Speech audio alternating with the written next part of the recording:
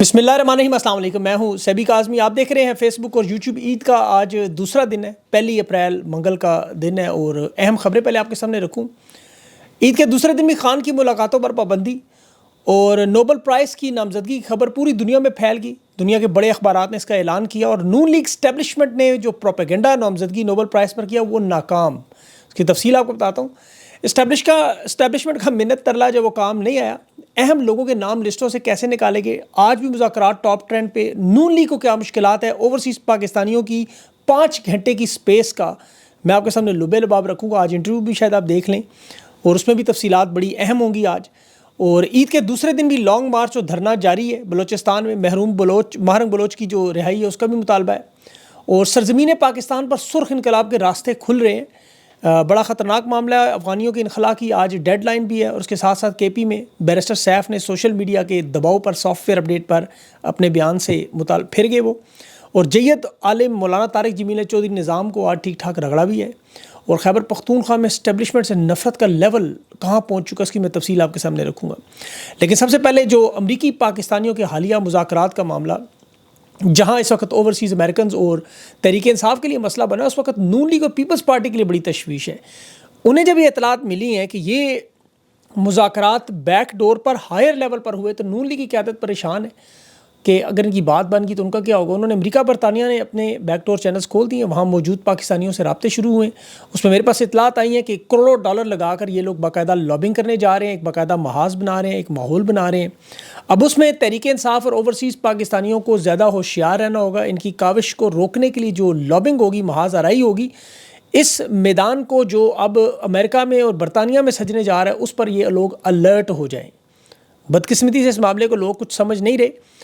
America में जो पाकिस्तानियों की ये DGISI समेत जो मुलाकातों की बाज़गश्त है ये ख़त्म नहीं हो रही। 5 घंटे की स्पेस हुई। ट्विटर पर आतिफ़ खान समेत डॉक्टर उस्मान, डॉक्टर सायरा, ये सारे लोग मौजूद थे। अवाम के सवालों के जवाब, उनके गुस्से, उनकी तनकीद का जवाब देते रहे। उसका लुबे लबाब मैं आपके सामने रखता हूँ जो मुझे समझ आया। सोशल मीडिया पर आपको पता है इस वक्त पर बड़ी सख्त तनकीद हो रही है और मेरे ख्याल में तो पहले तो उनकी तारीफ़ ये ज़रूर करनी चाहिए कि उन्होंने 5 घंटे अपने आप को पंचिंग बैग के तौर पर आवाम के सामने रखा, जो कि एक जमहूरी अमल तहरीक इंसाफ की बहुत बड़ी खूबी है। और सोशल मीडिया की भी तारीफ़ करनी चाहिए जिन्होंने इस तनकीद का निशाना इन्हें बनाया, सवाल उठाए, जो चीज़ उन्हें गलत लगी वो इन्होंने हाईलाइट की। अब इसमें ज़ाहिर है बहुत सी चीज़ें ऐसी हैं जो अभी तक लोगों को नहीं पता। आप यकीन करें कि बहुत सारी चीज़ें इन लोगों को जो लिख रहे हैं सोशल मीडिया पे, हमारे सहाफ़ी दोस्त भी हैं उसमें, वो हक़ाइक़ से रोशनास नहीं है। मैं आपको कुछ गारंटी से उसकी कुछ दलील बताता हूँ। अमेरिका में देखें तहरीक इंसाफ के जो ओहदेदार हैं ये सबसे पहले अमेरिका में कोई लॉबिंग नहीं कर सकते। अभी इनका एक हालिया नोटिफिकेशन जिसमें इमरान खान ने फ़ौरन कमेटी को 5 लोगों पर जो बनाई थी, जिसमें आतिफ़ खान, शहबाज गिल, जुल्फ़ी बुखारी, कासिम सूरी, सजाद बरकी थे। इस कमेटी को 18 मार्च को बैरिस्टर गौर के नोटिफिकेशन से तहलील किया गया। अब बहुत से लोग ये लिख रहे हैं, कह रहे हैं कि शायद इस वजह से हुआ कि इमरान खान को पता चल गया कि ये फ़ौज से मुलाकातें करें। ये बात दुरुस्त नहीं है। उसकी वजह ये कमेटी इसलिए तहलील की गई कि वहाँ मौजूद आतिफ़ खान और सजाद बरकी दोनों अमरीकी शहरी हैं और अमेरिका में ये कानून है कि अगर आप किसी भी फ़ॉरेन जमात के साथ जो अमरीकी नहीं है, अगर उस मुल्क में कांग्रेस के लोगों से अमेरिका में एक सेनेटर से मुलाकातें करें तो उसके लिए फिर आपको लॉबिंग के लिए, एडवोकेसी के लिए फ़ॉरेन एजेंट रजिस्ट्रेशन एक्ट है 1938, उसके तहत रजिस्टर्ड करवाना पड़ता है, वो भी डिपार्टमेंट ऑफ जस्टिस में। उसके बगैर रजिस्ट्रेशन की लॉबिंग अगर आप करें तो आपको गैर मुल्की एजेंट और अमेरिका में गैर कानूनी मुदाखलत करार दिया जाए। उसमें सज़ा, जुर्माना और कैद है। माइकल फेलन, ये साबिक अमेरिकन कौमी सलामती के मशीर थे, इसने तुर्की के लिए लॉबिंग की थी, इस पर केस बना। फिर रिक गेट्स पर ये डोनाल्ड ट्रंप की मुहिम का मुआवन ख़ुसूसी था, इस पर यूक्रेन के लिए गैर रजिस्टर्ड लॉबिंग का केस बना, इसने बाद में जुर्म तस्लीम किया। पॉल मैनाफोर्ट है, उसके ऊपर बना यूक्रेन और रूस के लिए उसने लॉबिंग की, उसे भी सज़ा हो चुकी है। और उसमें अमरीकी जो याद रखें जो इमरान खान के लिए, तहरीक इंसाफ के लिए जो इंडिविजुअल है, इनफरादी सतह पर लॉबिंग कर सकते हैं, लेकिन अगर कोई ओहदेदार अगर करेगा तो उसके लिए उन्हें बाकायदा रिपोर्टिंग करनी पड़ती है। अगर किसी ने खुफिया की तो वो गैर कानूनी मुदाखलत होती है, उसमें सख्त एक्शन है, सज़ाएँ हैं, बाकायदा जेल है। अब ये इसकी एक मिसाल है। इसके अलावा और भी बहुत सारी मिसाल है। ये आतिफ़ खान और डॉक्टर्स पर जो तनकीद हो रही है, इसमें बहुत सारे सवालात हैं जो देखें इस वक्त अमरीकी पाकिस्तानी एक दफ़ा बैठ के सोचें। मिसाल के तौर पर इन लोगों की हैसियत क्या है जो मुज़ाकरात करने के, क्या ये फ़ौज के साथ इनके मुज़ाकरात जो करने से क्या जो विल्सन या ज़िल्मे खलीलज़ाद जो बिल पेश कर रहे हैं, जो पिनाटा जो बिल पेश कर रहा है, ये लोग वापस ले लेंगे? क्या इनके मुज़ाकरात से ट्रंप की एडमिनिस्ट्रेशन कोई असर लेगी? क्या इनकी फ़ौज से मिलने से یا جو امریکی پاکستانی اپنی ذاتی حیثیت میں جس طرح کانگریس مین سے ملتے ہیں، کمپین چلاتے ہیں، کیا وہ کمپین چلانا بند کر دیں گے؟ ایسا بالکل نہیں ہوگا۔ ان لوگوں کی تو دیکھیں حیثیت یہ تھی کہ پاکستان میں ملٹری اسٹیبلشمنٹ کی باتیں تسلیم کبھی نہیں کرے گی۔ کیا وہ ان مذاکرات کے نتیجے میں عمران خان کو رہا کر دیتے ہیں، یا وہ پاکستان میں جو ظلم و ستم ہے وہ روک لوں گی؟ بالکل ایسا نہیں ہوگا، یہ سب ہم جانتے ہیں۔ اب آپ یہ سوالات بھی پوچھیں اپنے آپ سے بھی کہ پاکستان میں ملٹری اسٹیبلشمنٹ کے ساتھ کیا تحریک انصاف کی قیادت کے مذاکرات ہو رہے ہیں؟ کیا کوئی اور بزنس مین اپنی ذاتی حیثیت میں خان کی رہائی کے لیے کاوش کر رہے ہیں؟ اور بالکل ہو رہے ہیں۔ میں آپ کو بتا رہا ہوں 8 مذاکرات پچھلے ان چند مہینوں میں ہوئے ہیں اور ہائر لیول پر ہوئے ہیں۔ علی مین گنڈاپور کی اسٹیبلشمنٹ سے ملاقاتیں، اور وہ بھی ہائر لیول کی میں بات کر رہا ہوں۔ بیرسٹر گور کی تو آرمی چیف سے ملاقات آپ کو پتہ ہے 2 دفعہ۔ پھر عمران خان نے خود بارہا ملٹری اسٹیبلشمنٹ سے بات چیت کی دعوت دی ہے، اور ماضی میں جنرل باجوہ نے جب اسمبلیاں توڑی نئے انتخابات کروانے پر 2 دفعہ جو ملاقاتیں ہوئیں، وہ 2 ملاقاتیں بھی کروانے والے امریکی تھے۔ یہ بھی یاد رکھیں، عمران خان کی جو جنرل باجوہ سے ملاقات ہوئی جس میں عارف علوی بھی تھے، وہ بھی انہی لوگوں کی بیک ڈور ڈپلومیسی تھی۔ تو اس لیے ان لوگوں کی دیکھیں خواہش ہے کہ معاملات بات چیت سے طے ہو جائے۔ یہ اس پہ 8-9 مہینے سے کام کر رہے تھے۔ اب اس میں بہت سے لوگوں کے آج اسپیس میں سوالات تھے کہ ہمیں بتا کر جانا چاہیے تھا، مذاکرات کے لیے سب کچھ کرسٹل کلیئر اوپن رکھیں۔ اب دل پہ ہاتھ رکھ کے بتائیں آپ 100 لوگوں کو کس طرح یہ بات سمجھائیں مثال کے طور پر، کتنے اس میں حمایت کریں، کتنے مخالفت کریں، کتنے خاموش ہوں گے؟ یہ کھچڑی پک جاتی ہے۔ جو بیک ڈور اور خفیہ مذاکرات وہ پبلک نہیں کیے جاتے۔ آپ دیکھ لیں عمران خان سے جو بات چیت ہوتی ہے، جو معاملات ہوتے ہیں، عمران خان ایک جواب دیتے ہیں ڈیل نہیں کروں گا، یہ نہیں بتاتے کون لے کر آیا، کیا کہہ رہا تھا، بیک ڈور مذاکرات کی ساری تفصیل دے دیں، ایسا کبھی نہیں ہوتا۔ ان معاملات کو پبلک نہیں کیا جاتا، یہ تو ابتدائی مراحل میں کوشش ہوتی ہے۔ اب یہ لوگ چونکہ اپنی ذاتی حیثیت میں کر رہے ہیں، جس طرح امریکنز پاکستانی جو ہیں وہ کانگریس مین سے وہاں مل رہے ہیں اپنی ذاتی حیثیت سے، اور تحریک انصاف اسے اون نہیں کرتی۔ عمران خان کی رہائی میں امریکہ میں جتنی بھی کاوش ہے، اسے نہ تو عمران خان کی فیملی نے، نہ خود عمران خان نے، نہ تحریک انصاف نے کبھی کہا یہ ہمارے کہنے پہ۔ وہ ہمیشہ یہ کہتے ہیں کہ یہ اوورسیز پاکستانی کر رہے ہیں جو کر رہے ہیں، اور بات بھی سچ ہے۔ اب اوورسیز پاکستانی اسی طرح اگر فوج سے ملنے کی، کسی ملٹری جرنیل سے ملنے کی کوشش کرتے ہیں، طریقہ غلط ہے یا صحیح، ان کی یہ انفرادی حیثیت اسی طرح ہے جس طرح علی مین گنڈاپور کے مذاکرات کا کوئی نتیجہ نہیں نکلا، بیرسٹر گور کے مذاکرات کا کوئی نتیجہ نہیں نکلا، ان کے مذاکرات کا بھی یہی ہے۔ اب پتھر سے ٹکرے نے مارنے دیں۔ پاکستانیوں کو، اوورسیز پاکستانیوں کو فوکس کرنا چاہیے۔ ڈاکٹر جلیل نے جو 1 کلک نامی لنک بنایا ہے اپنے حلقے کے نمائندگان ان سے رابطہ کرنے کا، وہاں اپنی انرجی ضائع کریں۔ اس بحث میں ایک دوسرے کو لڑنے کو، خود کو کمزور کرنے، نفاق کرنے سے یہ ان کی طاقت تقسیم ہو رہی ہے اور بری طرح ہو رہی ہے۔ ان تمام لوگوں کو اتحاد کا مظاہرہ کرنا چاہیے۔ اس میں دیکھیں آگے تحریک انصاف کی جو پاکستان میں تقسیم ہے وہ تھوڑی ہے، آپ نے امریکہ میں بھی کروا لینی۔ اب خان کی رہائی کی کوشش اس وقت بالکل ایسا ہے کہ ہر بندہ اپنی ذاتی حیثیت میں کچھ نہ کچھ کوشش کرنا چاہ رہا ہے۔ اس میں دیکھیں یوسف علیہ السلام کے دور میں مجھے مصر کا ایک واقعہ یاد ہے، جب انہیں بیچا جا رہا تھا تو ایک بڑھیا کچھ دھاگے لے آئی کچے خریدنے کے لیے، بڑے بڑے امیر لوگ تھے، لوگوں نے مذاق اڑایا تم ان دھاگوں سے یوسف علیہ السلام کو خریدو گے؟ اس نے کہا میں یوسف علیہ السلام کو خریدوں گی نہیں، لیکن میرا نام قیامت والے دن خریداروں کی لسٹ میں تو ہوگا۔ تو یہ لوگ اپنی اپنی کاوش کر رہے ہیں، ہو سکتا ہے میں بھی کوئی ایسی کاوش کر رہا ہوں، آپ بھی کر رہے ہوں، تو یہ طریقہ کار غلط بھی ہو سکتا ہے، صحیح بھی ہو سکتا ہے، تنقید اس پہ ضرور کریں آپ۔ لیکن ان لوگوں کو، بہت سارے لوگوں کو میں ذاتی طور پہ جانتا ہوں، یہ خان سے بڑی محبت کرتے ہیں اور ان کو پاکستان میں کوئی عہدے نہیں چاہیے۔ یہ اوورسیز پاکستانی جینون دل سے پاکستان کے حالات ٹھیک کرنا چاہتے ہیں۔ آپ ان لوگوں کی پروفائلز اٹھا کے دیکھیں، ان میں 2-3 سال میں عدم اعتماد کے بعد آنے والی ان کی کاوش دیکھیں، اور پھر اپنے آپ سے یہ سوال پوچھیں کہ کیا یہ لوگ عمران خان کے ساتھ مخلص ہیں یا نہیں ہیں۔ پھر ان لوگوں کا بیانیہ دیکھیں کہ ان کا جو بیانیہ ہے وہ اوورسیز امریکہ کا بیانیہ وہی ہے یا نہیں۔ ابھی وہ سپیس میں وہ عاطف سے پوچھ رہے تھے کہ ان ڈاکٹرز نے کھل کر جو آرمی چیف پر تنقید کریں گے، انہوں نے کھل کے تنقید بھی کی، آرمی چیف پر الزامات بھی لگائے۔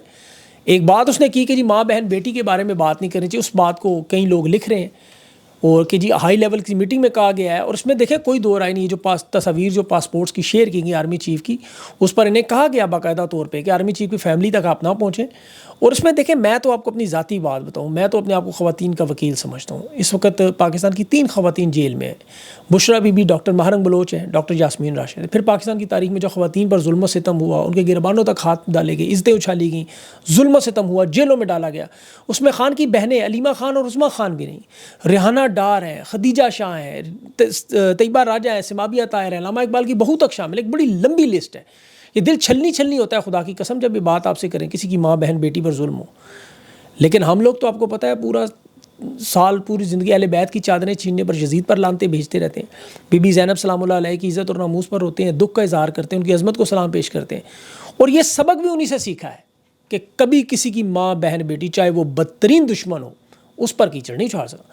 وہ شخص مسلمان نہیں ہوتا، انسان نہیں ہوتا۔ دیکھیں جو عورت پر، بزرگ پر، معذور پر یا بچوں پر اپنی طاقت کا اظہار کرے، وہ انسان نہیں ہوتے ایسے لوگ۔ بدلہ ان لوگوں سے لے جن پر قرض واجب بھی نہ ہو، اور ایسے میں دیکھیں ذاتی طور پر میں تو ہر ایک کی ماں بہن بیٹی کی عزت کرتا ہوں، اور خاص طور پر جو لوگ سیاست میں نہیں ہے، جن کا ان معاملات سے دور دور تعلق، چاہے وہ کوئی بھی ہو، عزتیں سب کی سانجھی ہے، چاہے یہ سمجھے نہ سمجھے، یہ جتنے مرضی گھٹیا ہوں، بدترین ہوں، خاندانی لوگوں کی تربیت ہے، اللہ اور اس کے رسول کا حکم ہے۔ ہم لوگ تو خیر کبھی یہ سوچ نہیں سکتے، دعا کریں اللہ آپ کو دشمن کبھی ایسا گھٹیا نہ دے کہ اس لیول پر آپ کو گرنا پڑے۔ میرے خیال میں اس معاملے کو چھوڑ کر آگے موو آن کرنا چاہیے، اور انہیں غلطیوں سے اپنی سبق سیکھنا چاہیے۔ سوشل میڈیا کو خراج تحسین بھی پیش کرنا چاہیے کہ جو ہر معاملے کو اس طرح اٹھا لیتے ہیں، ہائی لائٹ کرتے ہیں کہ آئندہ کے لیے ایک بار سیٹ ہو جاتی، ایک سٹینڈرڈ سیٹ ہو جائے، لیکن اس میں کوئی تھوڑی سی دیکھیں خیال کیا کریں ضرور ان چیزوں کا۔ بلا شبہ دیکھیں، میں ایک اور چیز دیکھ رہا تھا کہ نفرت کس لیول پر پہنچ چکی، جو کہ لکی مروت میں جھنڈے کے ساتھ ہوا۔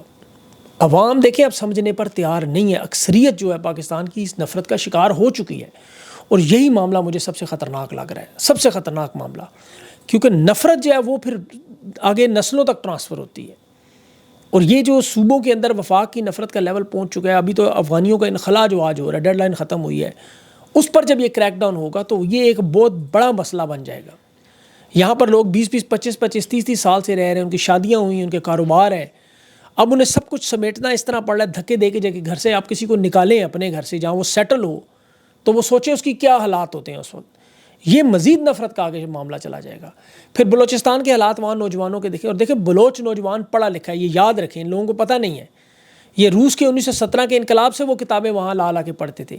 انہوں نے ہندوستان کی آزادی میں تحریک میں بلوچوں نے بڑی قربانی دی ہے، انہوں نے کارل مارکس کو پڑھا ہوا ہے، لینن کو پڑھا ہوا ہے، انہوں نے ماؤ زے تنگ کو پڑھا ہوا ہے۔ پھر یہ جب وسائل کی چوری کو دیکھتے ہیں، اپنے ساتھ ہوتی زیادتی، مسنگ پرسن، خاندان کے لوگوں کو اغوا دیکھتے ہیں، تو پھر انقلاب تو ویسے ہی نوجوانوں کے رومانس میں شامل ہوتا ہے، نوجوان آپ کو انقلاب سے محبت رکھتا ہے۔ یہ بلوچستان کے حالات میں ایران، روس اور افغانستان کے نظریات کو مت بھولیں، یہاں سوشلسٹ انقلاب آ چکا ہے۔ اب یہ خدا نخواستہ حالات جو بنا رہے ہیں، بالکل 1971 میں بنگلہ دیش میں پروفیسر، شاعر، ادیب، پڑھے لکھے انقلابی ذہنیت رکھتے تھے، اس کا نتیجہ پھر کیا ہوا؟ ایک ملک الگ ہو گیا۔ تو جب یہ ظلم اس حد تک بڑھے گا تو پھر بلوچستان اور خیبر پختونخوا کے حالات دیکھیں، ابھی تک اسٹیبلشمنٹ سمجھنے پر قاصر ہے۔ ان کا جو حالیہ بیانیاں دیکھ لیں، ان کی سوچ سے آپ کو اندازہ ہو رہا ہے کہ یہ ڈیجیٹل میڈیا پہ ہم قومی بیانیاں نوجوانوں تک کیسے پہنچائیں گے، فلمیں اور ڈرامے بنا کے تا تک دن دن کر کے، مطلب کس طرح کریں گے کیا آپ؟ یہ فلمیں ڈراموں کا یہ مطلب سنجیدگی کا عالم ہے آپ کا۔ اب ان کے جو صحافی، اب دیکھیں آل شریف کا ایک نئی واردات دیکھیں، ان کے جو صحافی جو بیٹھے ہیں، لوگ ان گمراہ کرتے ہیں۔ اب نوبل پرائز پہ خان کی نامینیشن ہوئی، پوری دنیا میں آپ کو پتہ اخبارات میں آتی، ٹائمز نے، اکنامکس نے لکھ دیا، سب کچھ ہو گیا۔ اب ان کے جو چند دانشور لوگ ہیں، نوبل پرائز کمپنی کو دانشور معاف کیجیے گا، وہ اس نامینیشن کو رکوانے کے لیے ای میلز کریں۔ اب چونکہ پڑھائی لکھائی سے ان کا تعلق نہیں ہے، ریسرچ کرنا ہے گناہ عظیم سمجھتے ہیں، اس لیے نوبل پیس پرائز کا ابھی تک انہیں اندازہ نہیں ہے کہ طریقہ کار کیا ہے، یہ کون سے مخصوص لوگ ہیں جو نامزد کرتے ہیں، یہ فہرست خفیہ کیوں رکھی جاتی ہے، شارٹ لسٹنگ کیسے ہوتی ہے، کمیٹی کون سی ہے۔ یہ ایک غیر سیاسی آزاد ادارہ ہے جس میں ان کی ای میلز، احتجاج یا سوشل میڈیا کی مہم وہ اثر نہیں ڈال سکتی۔ یہ ملتا ہے میرٹ پر، عالمی اثرات کی بنیاد پر یہ فیصلہ ہوتا ہے، اس بندے کی خدمات پر۔ یہ ای میلز کا معاملہ خان کا کیس مضبوط کرے گا۔ اب یہ دیکھیں، یہ ای میلز جو ہیں یہ اس پروفیشنل ادارے کو کر رہے ہیں کہ ای میلز اگر اثر و رسوخ رکھتی ہیں تو سب سے زیادہ کہ ڈونلڈ ٹرمپ کو انعام نہ مل گیا ہوتا اب تک۔ یہ کمیٹی جس میں انٹرنیشنل کورٹس کے ججز ہوتے ہیں، ان کی شہرت دنیا بھر میں انصاف سے پہچانی جاتی ہے، اس پہ بڑی بڑی دنیا کے جو پروفیسرز ہیں یونیورسٹی کے، جو سوشل سائنس کے، تاریخ کے، قانون کے، فلسفے کے ماہر ہیں، انہیں بٹھایا جاتا ہے جج کے طور پر۔ پارلیمنٹ کے وہ لوگ جو آئین اور قانون اور جمہوریت کی جنگ لڑنے میں اپنا نام رکھتے ہیں۔